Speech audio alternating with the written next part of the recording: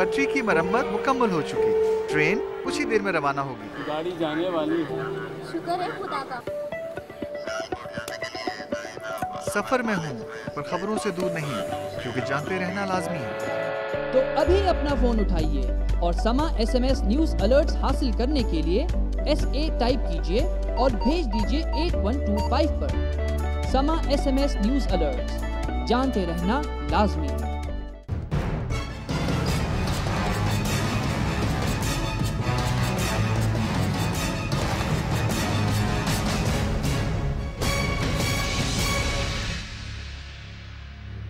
अस्सलाम वालेकुम and welcome to the show. आप देख रहे हैं प्रोग्राम आपकी बात। आज आपकी बात की जा रही है उस जगह से कि जिस जगह का ताल्लुक़ है उस दुनिया की सबसे बड़ी शख्सियत जो आज हमारी इस दुनिया में मौजूद नहीं, यानी कि जनाब मेहदी हसन खान साहब। इस वक्त हम मौजूद हैं इंचोली सोसाइटी में, फेडरल बे एरिया का इलाका है। सैकड़ों अफराद जो शायद हतमन मौसीकी ना समझते हों लेकिन कुछ हिस्सा समझते हों, इनके अलावा कई करोड़ लोग इस पूरी दुनिया के अंदर आज इस खबर को सुन चुके हैं कि जनाब मेहदी हसन खान साहब आज हमारे दरमियान में नहीं रहे। ये तमाम हजरात इस वक्त यहाँ पर मौजूद हैं और अपनी जानिब से अपने सोग का ऐलान कर रहे हैं। उनके अहल खाना के साथ दिलजोई करने के लिए हाजिर हुए, उनके अहल खाना के सोग को कम करने के लिए हाजिर हुए और ये बताने के लिए हाजिर हुए कि मेहदी साहब सिर्फ अपने बच्चों के ही वालिद नहीं थे बल्कि इस पूरे नेशन के वालिद थे। मेहदी साहब की खिदमत में क्या बात की जा सकती है, मेरे पास वो अल्फाज मौजूद नहीं हैं, लेकिन एक बात ज़रूर है कि आज आसमान मौसीकी का वो सूरज गुरूब हो गया जिसने बेइंतहा इस आसमान से रोशनी बरसाई, शागिर्द पैदा किए और अपना लोहा मनवाया ऐसे ऐसे बड़े बड़े फनकारों से कि जो शायद नाक पर मक्खी भी नहीं बैठने देते थे। मेहदी साहब एक ऐसा एसेट पाकिस्तान का थे कि जिसकी मिसाल दूसरी कोई और नहीं दी जा सकती। इस सिलसिले में गुफ्तगू के लिए हम मौजूद हैं। आज उनका इंतकाल हुआ, 22 रजब का आज दिन है, 13 तारीख़ है और ये वो दिन उनको मिला, बड़ा अजीम दिन था उनके लिए कि वो इस दुनिया से गए। बहरहाल इस दिन की मुनासबत से भी बहुत सारी बातें हैं। इस वक्त हमारे पास जावेद अख्तर साहब भी लाइन पर हैं हिंदुस्तान से। इससे पहले कि उनसे बात का आगाज़ हो, मैं बात शुरू करना चाहूँगा उस्ताद सलामत हुसैन साहब से कि वो अपने गुफ्तगू में इज़हार ख्याल करें मेहदी साहब के बारे में। उसके बाद आपकी बात करवाई जाएगी जावेद अख्तर साहब से। सर जी, मेहदी साहब हमारे एक बहुत नहायत खुश अखलाक और हमारे साथ बरसों उन्होंने हमारा एक प्यार था आपस में।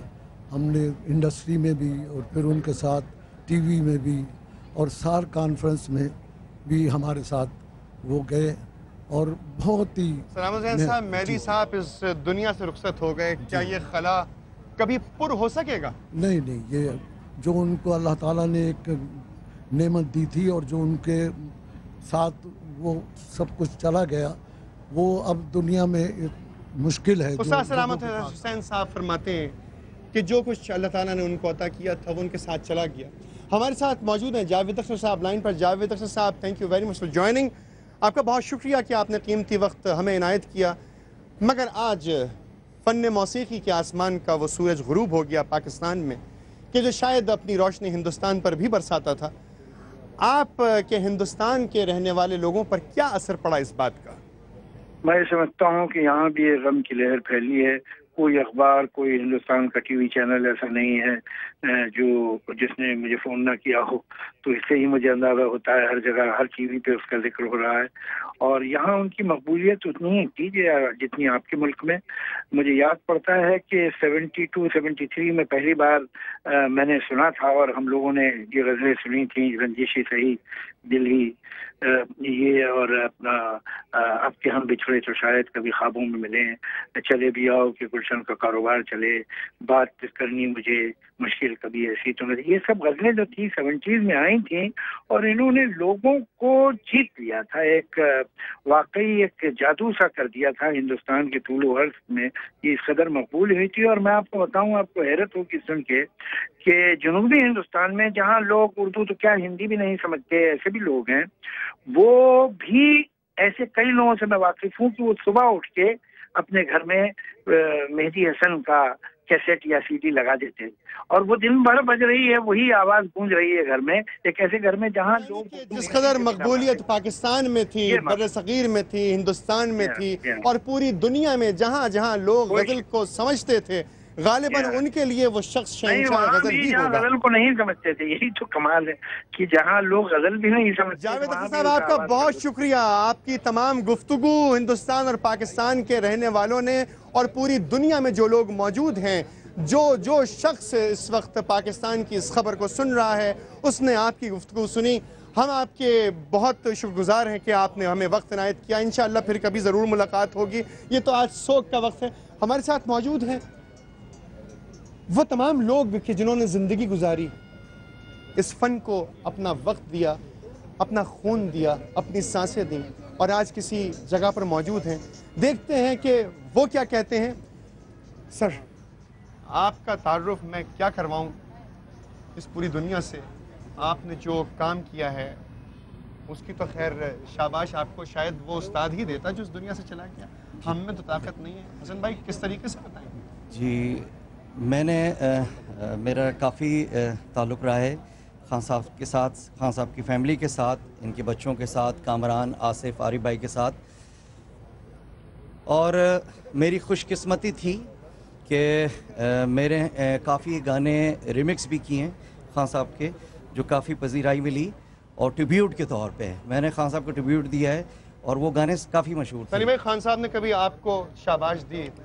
बिल्कुल दी। और खान साहब में एक अच्छी चीज़ थी, सबसे अच्छी, कि जिस तरह वो अपने बच्चों को समझते थे, हम जब उनके घर होते थे आते थे तो वो अपने बच्चों को जिस तरह समझते थे तो उसी तरह दूसरे फील्ड के लोगों को खान साहब की नज़र में तमाम लोगों को सबसे प्यार करते थे। कभी कामरान मेरे साथ मौजूद हैं इस वक्त। कामरान, हमारे पास अल्फाज नहीं है कि हम मेहदी साहब को ट्रिब्यूट दे सकें, खान साहब को कुछ कह सकें, उनकी तारीफ कर सकें, लेकिन हाँ, एक बात का हक हमें ज़रूर है कि वो एक बाप थे, हमारे बुजुर्ग थे, हम उन्हें याद करके हमेशा ज़िंदा रह सकते हैं। लेकिन शायद वो कैफियत जो आपके और अहले खाना के दिल पर इस वक्त गुजर रही है, वो महसूस नहीं कर सकते। आपने किस तरीके से पाया अपने वालिद को, कैसा देखा? गायकी के हवाले से तो दुनिया जानती है, एक हिंदुस्तान पाकिस्तान ही नहीं बल्कि सारी दुनिया एक बहुत बड़े लेजेंड से महरूम हो गई आज। जहाँ तक गाने से हट के बात करें तो एक वालिद होने के नाते और एक मुकम्मल इंसान जो हमने देखा, उन्होंने उस तरह से हमारी गाइडेंस की हर तरह से, और मैं ये कहूँगा कि अल्लाह ताला ऐसे वालिद हर इंसान को दें। आरिफ मेहदी साहब भी मौजूद हैं, आप बड़े हैं लड़के। सबसे पहले तो समा की जानिब से, प्रोग्राम आपकी बात की जानिब से और पूरे मीडिया की जानिब से, हमारी जानिब से ताज़ियत कबूल कीजिए। जी, बहुत मेहरबानी। किस तरीके से इजहार ख्याल फरमाइएगा? बस इजहार ख्याल मैं क्या बताऊं, हमारी तो कायनात लुट गई है, समझना। बहुत बड़े इंसान थे वो, बहुत बड़े सिंगर थे। और सबसे बड़ी बात जो मैंने इन 12 सालों में देखी कि मैंने इतने उनके फ़ोन रिसीव किए हैं। मेरे साथ अभी कुछ देर पहले जावेद अख्तर साहब लाइन पे थे, वो ये फरमा रहे थे कि हिंदुस्तान में भी यही सूरत हाल है जो इस वक्त पाकिस्तान की फ़िज़ाओं में सोग है। जी जी, बिल्कुल यही हाल वहाँ पे भी है। और इतने कॉल्स वहाँ से आ रहे हैं आर्टिस्टों के भी और लोगों के बहुत कॉल्स आ रहे हैं।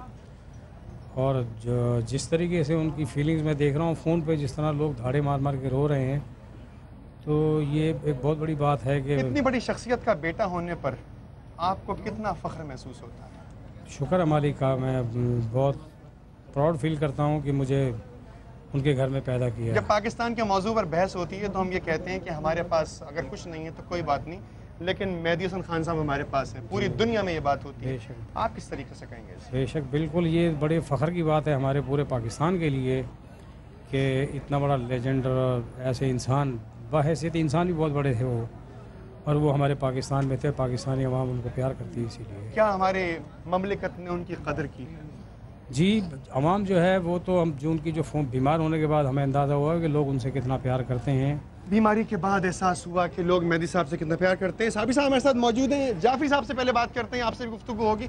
नदीम जाफरी साहब, आपका भी शोबा तकरीबन ऐसा ही है, आप म्यूजिशियन हैं, आप सिंगर भी हैं, 20-22 बरस हो गए, क्या फरमाएंगे आप मेहदी साहब के बारे में? मैं सुबह से आज बार बार ये खबर सुन रहा हूँ, मगर मैं उन्हें दिल से एक बात कहना चाहता हूँ आप सब लोगों से कि मैं उन्हें इतना बड़ा फ़नकार जानता हूँ, इतना बड़ा फ़नकार जानता हूँ कि मैं अपने आप को उनका फ़ैन होना भी एक्सेप्ट नहीं करता।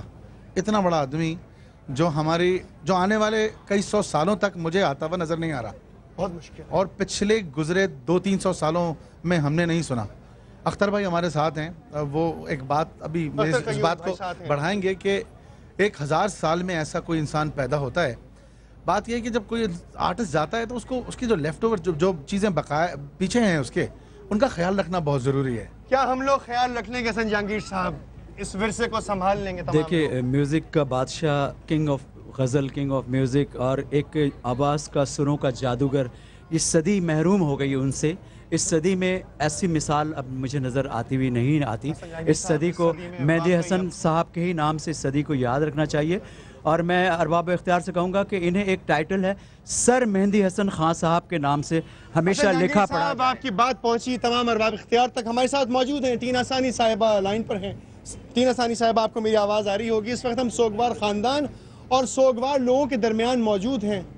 क्या तासुरात हैं आपके इतने बड़े फ़नकार के रुखसत हो जाने पर?